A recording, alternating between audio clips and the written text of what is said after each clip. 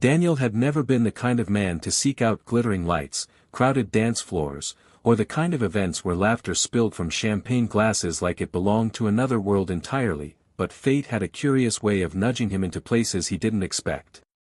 A widowed father in his early 30s, most of his nights were spent in the comfort of his modest home, seated at the worn wooden table with his daughter Emma by his side, helping her trace letters on a page or listening to her chatter about the shapes she had sketched that day. But when his friend and co-worker handed him an extra invitation to a charity gala, Daniel hesitated long enough to think of Emma's words, "Dad, you never do anything for yourself," and so he agreed, though his heart trembled at the thought. He owned no sleek tuxedo or polished shoes, just a suit that had been worn to his wife's funeral, the fabric thinning at the edges but still serviceable with a quick press of the iron. The night of the event, he stepped into the grand hall, and for a moment, it was as though he had walked into another universe, one where the chandeliers poured golden light across marble floors, where every table glistened with crystal, and every laugh sounded rehearsed, practiced, and out of reach for a man like him.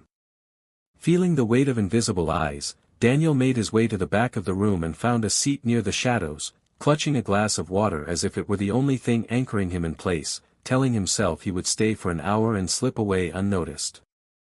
He never imagined that the decision to sit quietly that night would change everything.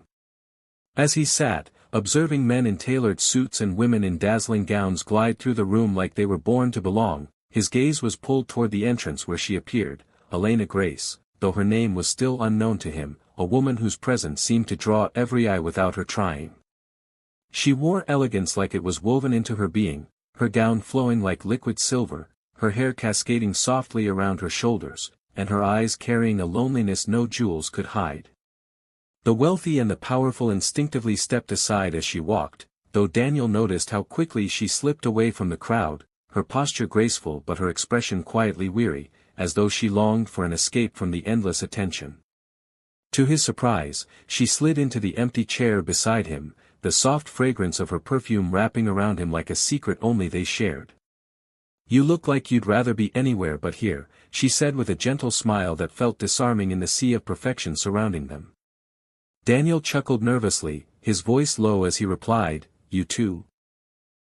For the first time that evening, Elena's smile reached her eyes, and as they sat in that corner together, two strangers bound by the simple desire not to be seen, neither knew that the world outside their quiet bubble was already beginning to fade. Daniel had expected their brief exchange at the gala to end with polite smiles and the inevitable distance that grew between strangers, but instead, the conversation between him and Elena unfolded like a hidden melody neither of them realized they had been waiting to hear. What began as small talk, observations about the grandeur of the hall and the stiffness of the evening, soon slipped into something deeper, something that felt startlingly real in a place built on pretense.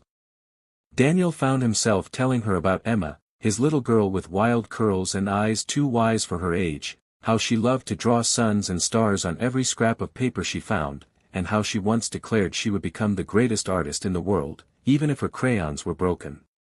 His voice carried warmth and pride, and Elena listened as though every word was a treasure, nodding softly, her laughter bubbling up at his humorous tales of bedtime struggles and Emma's stubborn insistence that vegetables were villains in disguise. For a woman accustomed to conversations that revolved around stock markets, inheritance, and society headlines, Daniel's sincerity was like fresh air, and she clung to it. What he didn't know, what she could not bring herself to reveal, was that she wasn't just another guest at the gala, she was the reason the gala existed at all, the daughter of the host, the heiress whose fortune made her untouchable to the very world Daniel avoided.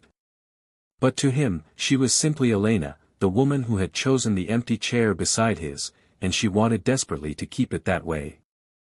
As the orchestra played softly in the background, Elena leaned closer, her voice a conspiratorial whisper, "Do you ever feel like you don't belong where you are?" Daniel glanced at her, a half-smile tugging at his lips. "All the time. This suit doesn't belong in this room, and neither do I." Elena's heart ached at the truth behind his words, not because he was wrong, but because she knew she too didn't belong, just for very different reasons. She wasn't free here, she was trapped in the expectations of her wealth, a gilded cage invisible to everyone but her. Yet sitting beside Daniel, she felt unshackled, even if only for a night.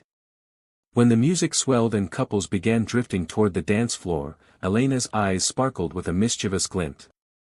"Do you dance?" she asked, her tone playful. Daniel laughed, the sound low and genuine, shaking his head. "Not unless you want me to embarrass myself in front of all these people."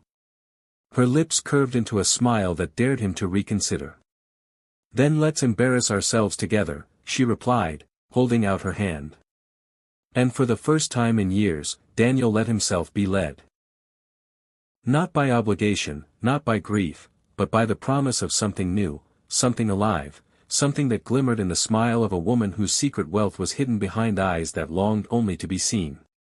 In the weeks that followed, what had started as a fleeting connection at the gala bloomed into something Daniel never imagined could happen to him, and something Elena had secretly longed for all her life. They began meeting in places where wealth and status had no meaning, quiet cafes tucked away on side streets, parks where Emma could run free chasing kites and butterflies, little diners where the tables wobbled but the food tasted like home. Daniel found himself looking forward to every moment, not just because Elena seemed to brighten his days, but because Emma adored her. She would grab Elena's hand and drag her to the swings or proudly show her drawings of stick figures she called "our family," always including Elena beside her father.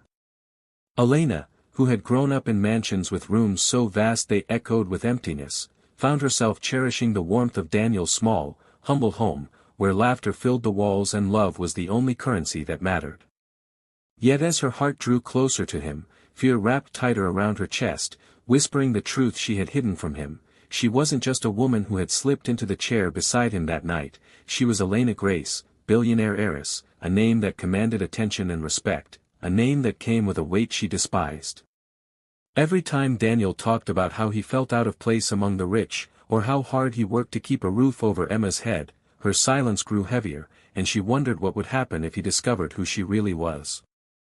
Would he believe her kindness was genuine, or would he see her as just another wealthy woman dabbling in the life of a poor man for amusement?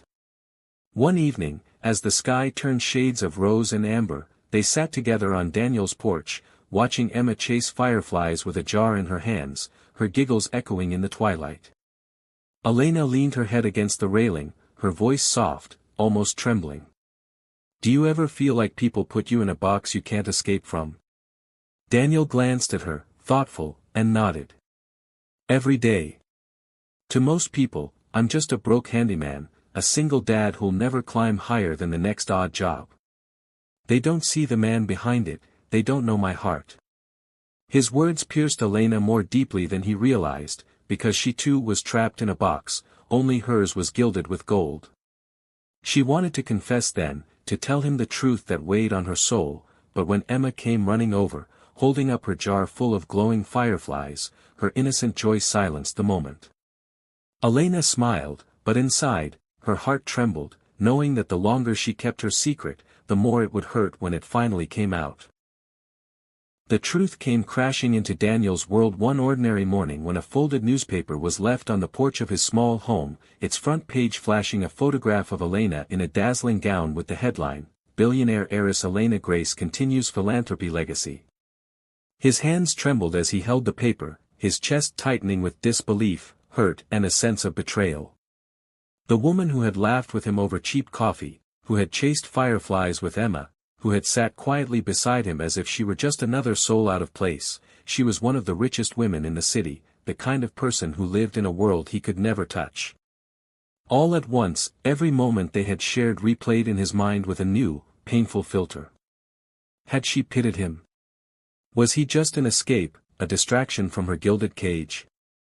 When Elena arrived later that afternoon, her smile faltering at the storm in his eyes, Daniel didn't greet her with warmth. Instead, he busied himself with fixing the broken step on the porch, his voice clipped and cold as he muttered, "You should have told me." Elena's heart squeezed, the fear she had carried for weeks now staring her in the face. "Daniel, I didn't want you to see my money before you saw me," she said softly, stepping closer though he turned away. "I didn't want to be treated like an heiress, I wanted to be treated like a woman, and with you, for the first time in my life, I was." He dropped the hammer with a heavy sigh, his shoulders stiff. "Elena, I have nothing. Just a little house, a beat-up truck, a toolbox, and a daughter who means the world to me. What could you possibly want with someone like me?" His words cracked at the edges, his pride and fear colliding in a way that made him sound almost harsh, but it was the raw truth of a man who had been abandoned before and couldn't bear to be fooled again. Elena stepped forward, placing her hand over his, her eyes glistening. "That's everything I've ever wanted, Daniel. A home filled with love, a man who works with his hands and his heart, a little girl who laughs freely. I have billions, but I've never had what you have, you and Emma." At that moment, Emma burst out of the house, holding up a new drawing she had made, 3 stick figures under a bright red heart, labeled in her uneven handwriting as me, Daddy, and Elena. The innocence of it melted the last of Daniel's defenses. He looked at Elena, really looked at her, and saw not the billionaire heiress from the newspaper, but the woman who had chosen his chair at the gala, who had held his hand when no one else noticed him, who loved Emma as though she were already her own. His voice broke as he whispered, "I don't care about your money, Elena. I just don't want to lose what we've found." She smiled through tears, wrapping her arms around him, whispering back, "Then you never will." And in that quiet embrace, beneath the setting sun and the laughter of a child who had drawn their future before they could see it themselves, Daniel finally understood that love, real love, was never measured in riches but in the courage to give your heart without fear.